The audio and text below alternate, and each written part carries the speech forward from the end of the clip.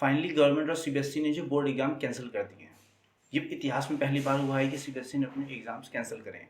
कुछ स्टूडेंट्स हो सकता है इस फैसले से खुश हों, जिन्होंने नहीं पढ़ा था अभी तक। तो जिन्होंने अभी तक नहीं पढ़ा था कुछ भी, या उन्होंने अभी तक तैयारी नहीं चालू की थी, या जो आखिरी समय में तैयारी करना चालू करते हैं, उनके लिए तो बहुत अच्छी खबर है, वो लोग बहुत ही खुश हैं। लेकिन जो बच्चे बहुत ही सिंसियर थे, या कह दिए पहले से पढ़ते आ रहे थे, 12th से तैयारी कर रहे थे कि हाँ वो बोर्ड्स में अच्छे परसेंटेज लाएंगे, अपने स्कूल में नाम करेंगे, अपने स्टेट में नाम करेंगे, तो उनके लिए थोड़ी सी ये दुख खबरी भी है कि उनको नहीं मिलेगा ऐसा मौका।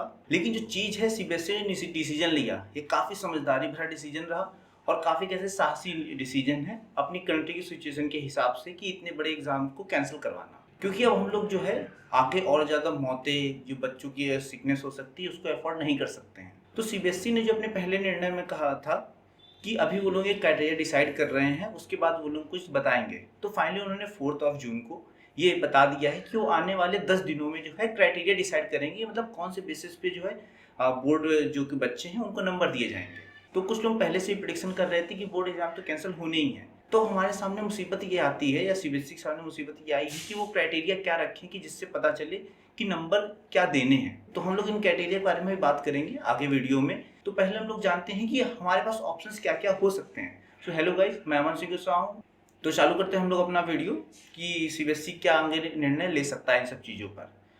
तो जो अलग अलग ऑप्शंस हो सकते हैं, सीबीएसई इनको फॉलो करे तो ये हम लोग पता तो चलेगा ही आने वाले कह सकते हैं 14 जून को। तो जो पहला ऑप्शन कह सकते हैं, जो सबसे सिंपलेस्ट ऑप्शन है कि कोई ग्रेड ना देना बच्चों को। सिंपली जो है आप कह दें कि हाँ बच्चे पास हो गए हैं, उनको कोई ग्रेड नहीं दिया जा रहा है।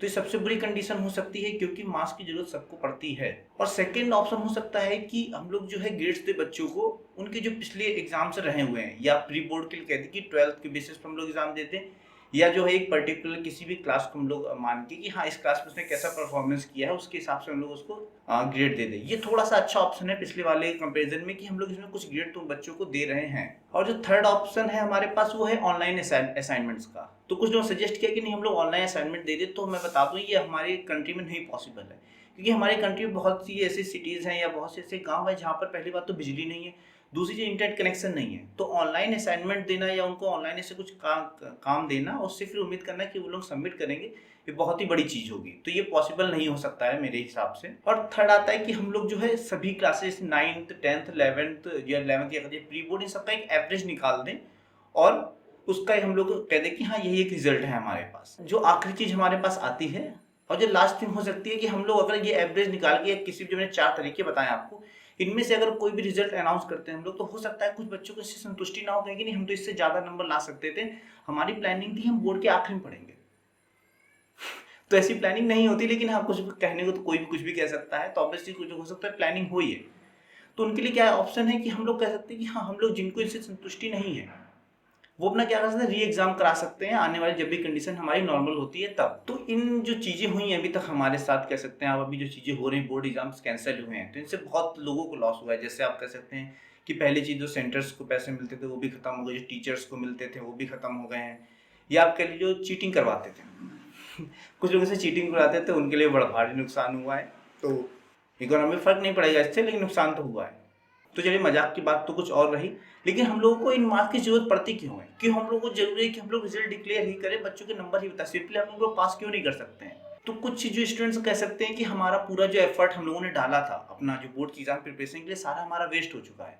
और जिन्होंने बच्चों ने नहीं तैयारी की थी वो भी पास हो जाएंगे, जिन्होंने तैयारी की है वो भी पास हो जाएंगे। और ग्रेड्स क्या है वो स्कूल वाले देंगे, तो ऑब्वियसली स्कूल वाले चाहेंगे कि उनके बच्चों को है सबसे अच्छे से अच्छे मार्क्स मिले, तो उनकी पढ़ाई जो टोटली वेस्ट हो गई। तो ऐसा बिल्कुल नहीं है। मैं खुद अपने पर्सनल एक्सपीरियंस से बता सकता हूँ कि 12th के जो एग्जाम्स है वेस्ट नहीं होते हैं, आपको आगे बहुत जगह काम आएंगे। सारे एग्जाम के जो रिजल्ट हैं आपके, या कहते जो आपकी नॉलेज है या जो आपकी स्किल्स हैं, ये सब आगे काम आएगी।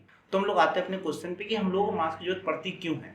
तो हम लोग मार्क्स की जरूरत क्यों पड़ती है, तो पहली चीज़ है जॉब्स, और दूसरी चीज़ है कॉलेजेस जो एडमिशन हायर स्टडीज़ के लिए जाना चाहते हैं, उनके एडमिशन भी जो है 12th के बेसिस पे होते हैं। तो दो चीज़ें प्राइमरी हम लोगों को फोकस में लानी चाहिए।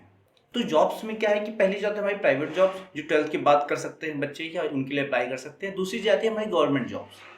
तो प्राइवेट जॉब्स में क्या है कि आप जो जब भी प्राइवेट जॉब करने आएंगे, ऑब्वियसली वो आपका कुछ इंटरव्यू लेते हैं या आपका कुछ टेस्ट लेंगे, तो इसमें बहुत बड़ी दिक्कत नहीं आनी है आपको। तो हो सकता है वो लोग कुछ क्राइटेरिया रखें कि आपको पर्टिकुलर क्राइटेरिया से ज़्यादा नंबर लाने चाहिए, तो स्कूल्स जो हैं ऑब्वियसली ज़्यादा नंबर ही देंगे अपने बच्चों को। तो इस बात की चिंता नहीं होनी चाहिए कि प्राइवेट जॉब्स कैसे मिलेगी उनको। अगर आपका स्किल्स है तो आपको प्राइवेट जॉब्स मिल जाएंगी। तो दूसरी चीज़ हमारे पास आती है गवर्नमेंट जॉब्स। गवर्नमेंट जॉब्स में भी क्राइटेरिया होता है कि हाँ, हम लोग जो क्राइटेरिया रखते हैं इससे सर्टेन नंबर ज़्यादा आए तो उनको जॉब्स मिलेगी। तो उसमें भी यही सेम चीज़ है कि अगर उसमें कोई टेस्ट हो रहा है, कॉम्पिटिशन टेस्ट लेते हैं जॉब से पहले, तो ऑब्वियसली 12th के मार्क का वेटेज इतना ज़्यादा नहीं इंपॉर्टेंट रखता है। तो हमारा जो केस इसके लिए भी सॉल्व है। लेकिन जो केस बचता है हमारा जिसमें कॉम्पिटिशन एग्जाम नहीं होता है, केवल मेरिट के बेसिस पे गवर्नमेंट जॉब मिलती हैं, तो हम लोग क्या कर सकते हैं आने वाले कुछ समय के लिए, कैसे 4 से 5 सालों के लिए, कि इनमें भी हम लोग कुछ सर्टेन कॉम्पिटिशन एग्जाम रख दें जिससे जो है सबके लिए चीज़ें बराबर हो जाए।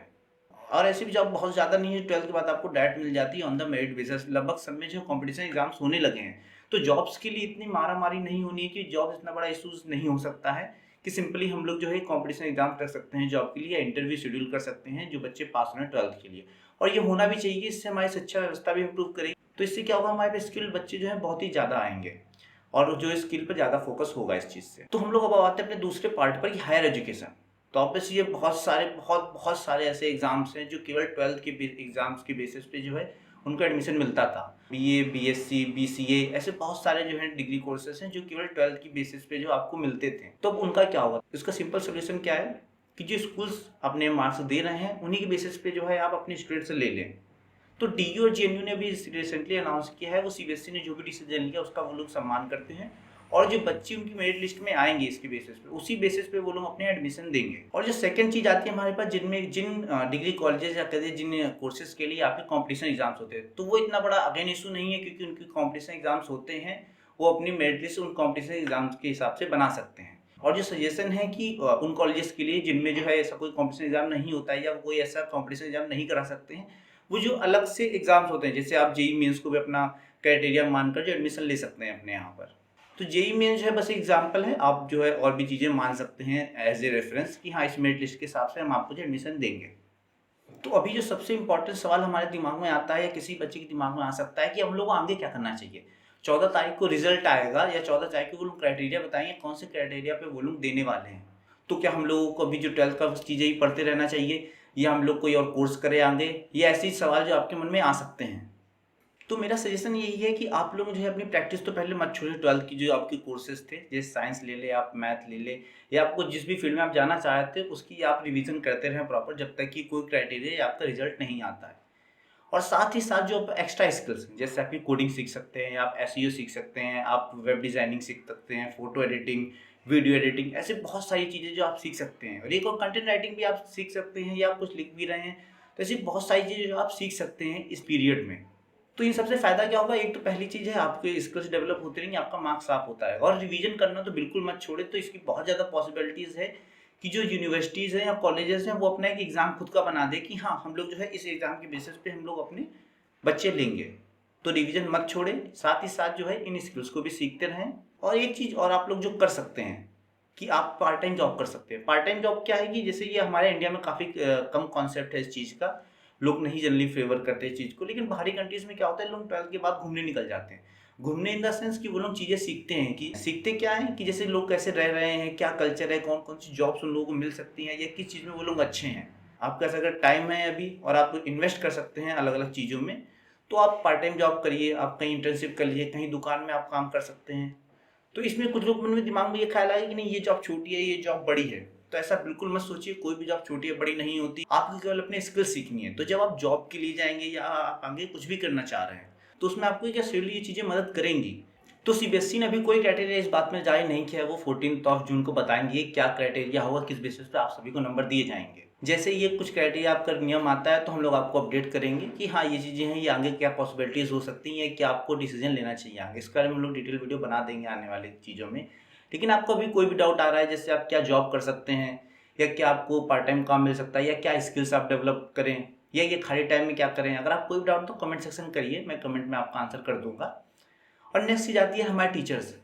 तो यार क्या है, ये लॉकडाउन जब से हुआ है तो टीचर्स की जॉब्स गई हैं। तो अगर आप किसी को जानते हैं जो फाइनेंशियली वीक है, तो ये टीचर्स या इतने अच्छे होते हैं कि खुद आपसे कहने कभी नहीं आएंगे कि फाइनेंशियली वीक चल रहे हैं अभी। तो प्लीज़ एक रिक्वेस्ट है यार कि मतलब जो भी आपको लग रहा है कि हाँ ये टीचर वीक है या जानते, तो उनके फाइनेंशियली हेल्प करने की कोशिश करें अगर आप कर सकते हैं तो। और घर पर रहें यार, सेफ रहें, सुरक्षित रहें। कोरोना अभी ख़त्म नहीं हुआ, गवर्नमेंट ने छूट दे दी है, लेकिन आप इसको ऐसे छूट मत लें, आप इसको ऐसे अपॉर्चुनिटी ले सकते हैं कि आप अलग अलग जगह जाकर आप होम ट्यूशन दे सकते हैं बच्चों को। तो इन चीज़ों को आप यूज़ उठाएं जो गवर्नमेंट ने छूट दी है। बाहर फालतू में मत निकले, आपने वैक्सीन लगा ली तब भी घर पर ही रहें, तो आप घर पर रहें, नए नए स्किल्स डेवलप करते रहें, नया नया नॉलेज है और रिवाइज करते रहें चीज़ों को। तो हम लोग मिलते हैं अपने अगले वीडियो में, तब तक के लिए bye bye, tata, see you.